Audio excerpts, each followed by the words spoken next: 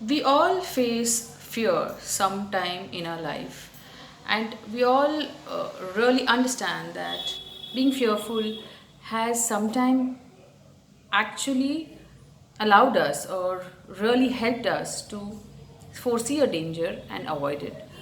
And being fearful sometimes has just limited us from being what we are. Let's understand this fear today. And this video is actually for of attempt by me for you to really understand that emotion within you which can limit you in many places of your life. Fear is one such emotion. Hi, I'm Dr. Deepa Shetty here. I am a health coach and a homeopath.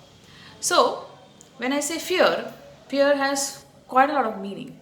One of the meaning is if you see FEAR, which means forget everything and run, which we usually have a response to something which is dangerous to us, or face everything and rise. So all the challenges and obstacles in the life can make you really a stronger and a better person and a person who knows now how to handle those challenges. Or false estimated estimation of a reality. So sometimes there is no real fear actually. It just your estimation or your thought process, your imaginations, and they actually cripple and limit you. So to understand which one of that you're facing, you really have to understand your own self. Fear is something which is actually a journey for your own self awareness.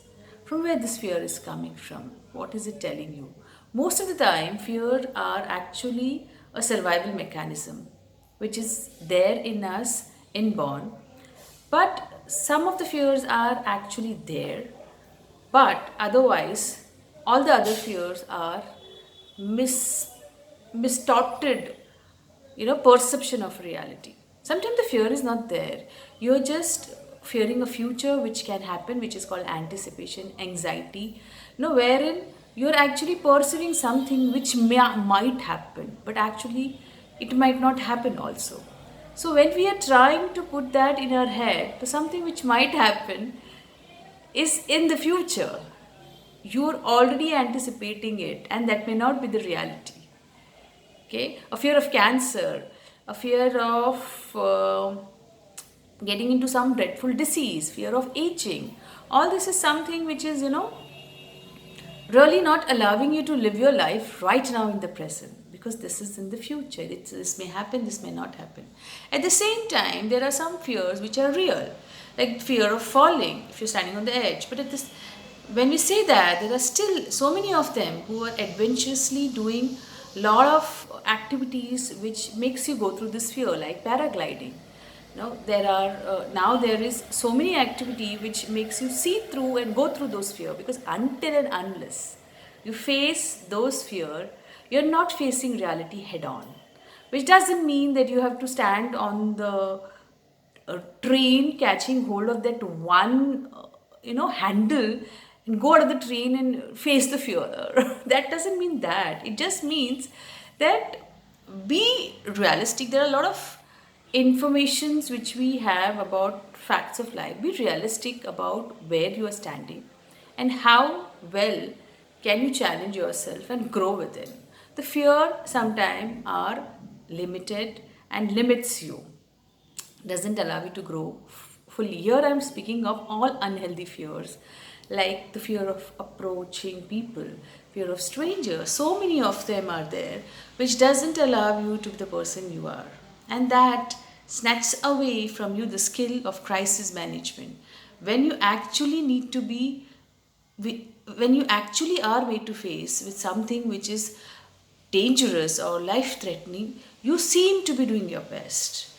And at that point of time, not the information, but the way you're able to apply this information and able to communicate to the significant other so that you empower them and get that thing in application. That's very important. Like if a person is dying in front of me as a doctor, the first thing I have to do is what can make this person say, what is that this is what that is happening to this person, and what is the first action I should do to make him survive and sustain right now. The first communication is with of me is with my patient. Unless I am with that positive, full energy and in control of my emotions and in control of the whole situation, I will not be able to help the person. Most of the time, fear doesn't allow you to do this. Fear really paralyzes you and there is inaction, and then all the negative thoughts comes across and doesn't make you, either you remain inactive out there or you run from the whole situation. That may not help you or anybody else. So your crisis management skill may go haywire, and it may be needed because it's life, it's completely uncertain. Unless and until you're in charge of your own self, for which your self awareness about yourself is important. Why and how, from where the fear is coming, and is it actually real or just an imagination out there? And what will happen? First of all, what will happen? Some people have fear of quarreling, fear of fights. Sometimes, when you have to stand for yourself and confront somebody, healthy confrontation and really standing there and head on facing the truth is important. So, all this fear sometimes comes from your childhood experiences, which you really have to resolve within yourself and understand there is nothing called fear as such. Everyone is out there, everything is out there is for your own survival. And we all are actually trying to do that. But you don't have to limit yourself into a cage to survive. You really can be free, like a bird who doesn't have any fear of falling because he has trust on the wings. Same way, you need to have a trust on yourself and trust on the people around you, trust on the environment, trust on that universe who has given you this life, and enjoy this life to the fuller extent with full freedom. Sometimes freedom you don't need to seek from outside. People are not controlling and limiting you. You are actually limiting and controlling and not allowing yourself to be free. See that, and you realize there's immense potential inside you and capability inside you which needs to be unleashed, which needs to come out of this fear and really grow into the best person you can. Fear helps us to control a lot of things, but what is important is that we empower others. Even as a parent, I don't think fear should be an instrument for a child to grow. It should be something which we are able to communicate so well with our child that it empowers that person confident enough to be the person he is.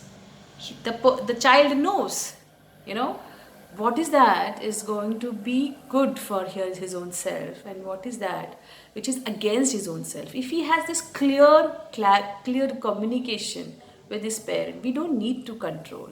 We just need to make them aware of their own self and make them see the power within themselves and empower them to be the best individual. So I really think we all have to face ourselves and see how well we can grow and how free we can be without those fears which are controlling us. Hope this video added some value to your life and you could really get something out of this video. Thank you for listening to me. Do add comment in the comment section. See you all and see you again.